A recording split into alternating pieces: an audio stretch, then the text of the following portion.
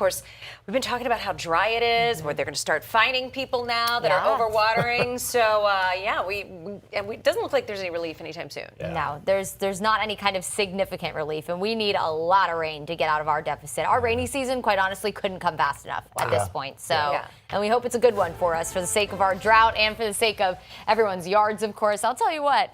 In my neighborhood, I've seen them patrolling around there, so they're about their business. Y'all need to take that seriously. Or they said, what, the fines could be $150 to maybe upwards of $500.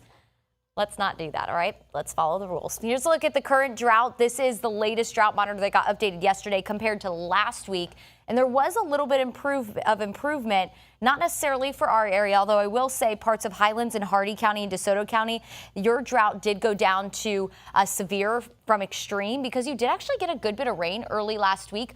But remember we talked about this, how the Atlantic coast was kind of hogging all the rain last week, and that is evident because they too, from the Space Coast down to the Palm Beaches, did go down to a severe drought from extreme. So there has been at least a little bit of improvement, but we won't get really much of any help this week in terms of rainfall, unfortunately. So I do expect maybe that to go back to extreme going into next week if it can change that quickly. High pressure in control. That's been the case for several days, giving us our warm and dry days. But if you look out to the west, that's our next weather system, and it is going to bring severe weather, that level 3 of 5 threat from Oklahoma all the way up into Wisconsin, Iowa, Illinois through the day today. So if you had travel plans there, just something to keep in mind. And then there will be a severe threat tomorrow through the Great Lakes region as well, just in case you had travel plans this weekend.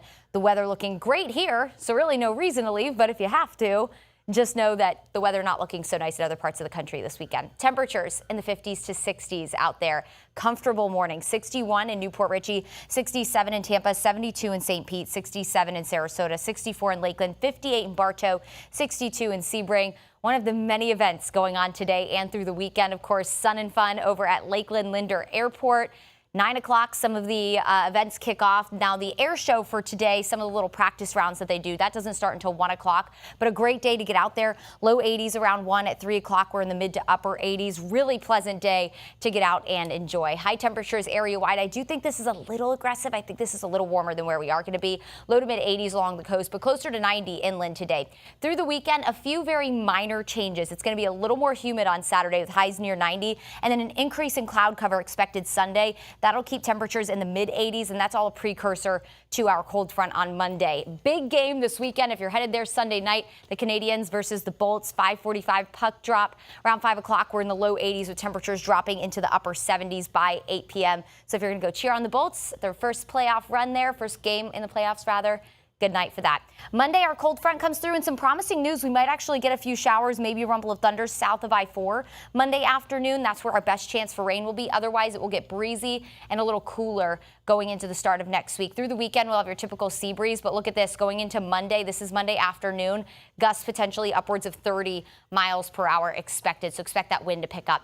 Light on the bay and inland waters today. Seas at a foot. Great boating weather, and that will continue through the weekend if that was in your plans this weekend. 7-day shows mid to upper 80s and dry through the weekend. Low and rain chance Monday and Wednesday of next week with highs in the low to mid 80s Monday through Thursday.